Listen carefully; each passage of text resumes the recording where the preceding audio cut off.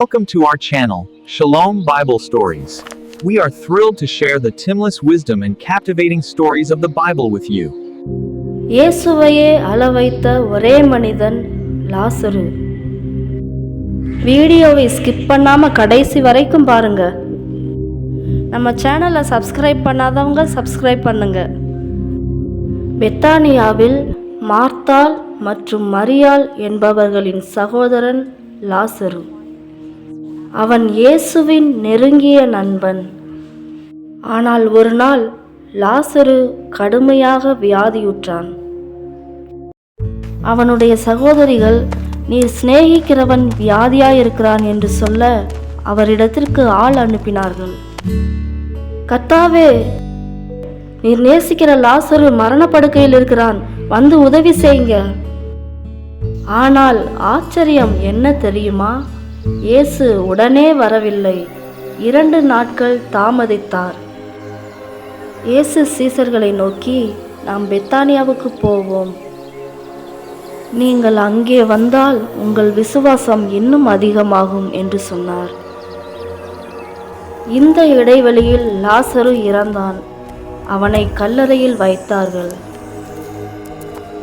எல்லாருக்கும் ஒரே எண்ணம், எல்லாம் முடிந்தது.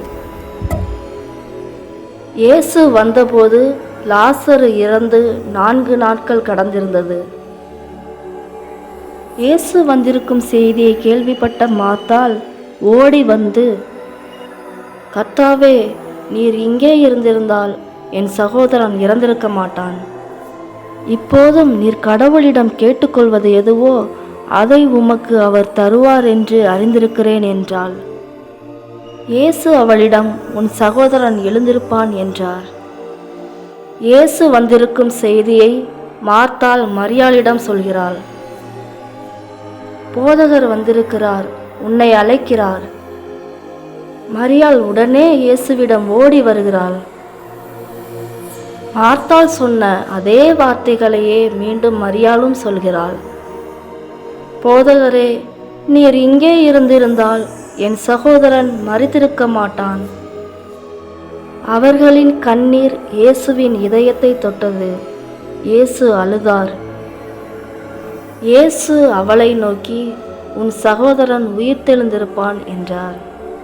மரியாள் இயேசுவிடம், உயிர்த்தெழுதல் நடக்கும் கடைசி நாளில் அவன் எழுந்திருப்பான் என்றாள்.